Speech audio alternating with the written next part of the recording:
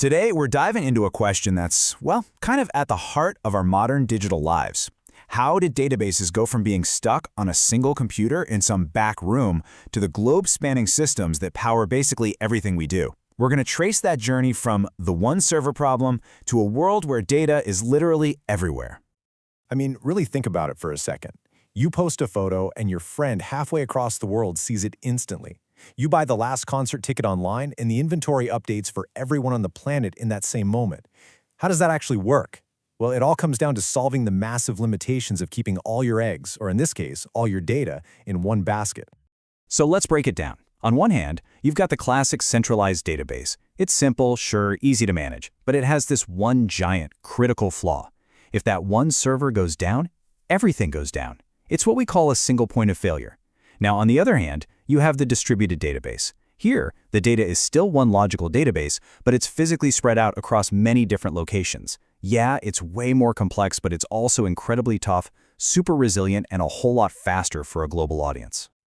So, what was the big push? Why would anyone embrace all this extra complexity? Let's take a look at the forces that basically shoved us into this new world of a database that's everywhere at once.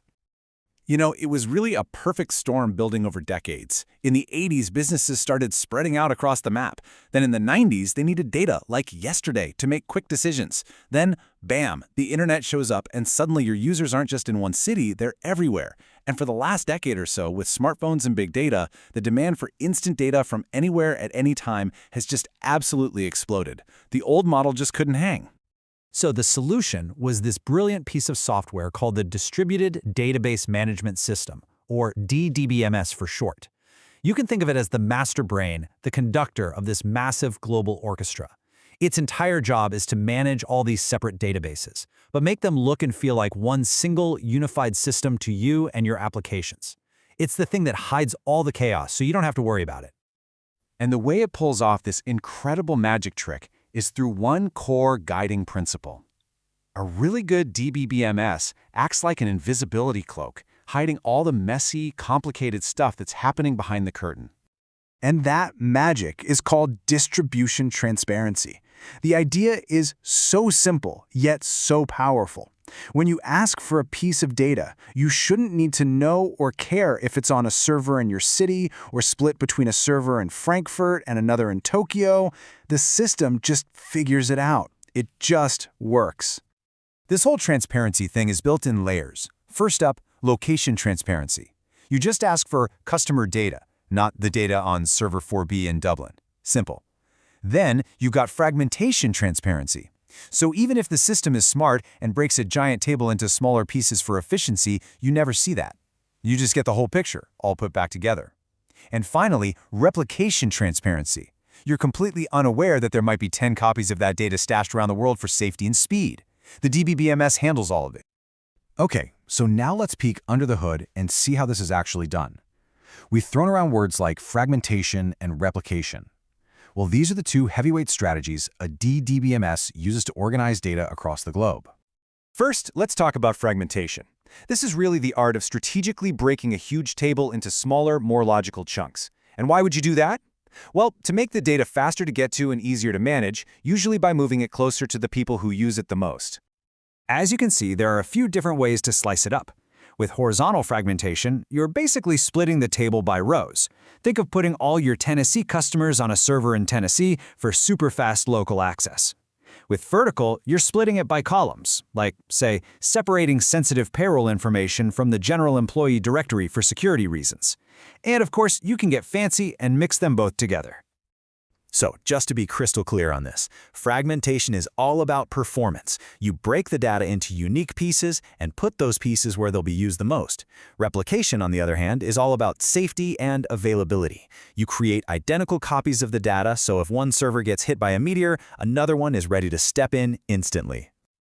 But, and this is a huge but, all this splitting and copying creates one massive, system-defining challenge. With all these pieces and copies of data scattered all over the world, how in the world do you make sure they all stay correct and perfectly in sync? This is the million-dollar question, isn't it?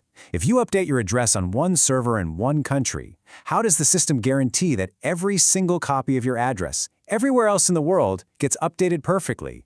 Because if it doesn't, you've got absolute chaos on your hands. To solve this puzzle, distributed systems need a special handshake, a protocol that makes sure any given transaction is all or nothing. Either every single database that needs to be updated does so successfully, or the entire change gets erased like it never even happened. And the classic way to do this is the two-phase commit protocol.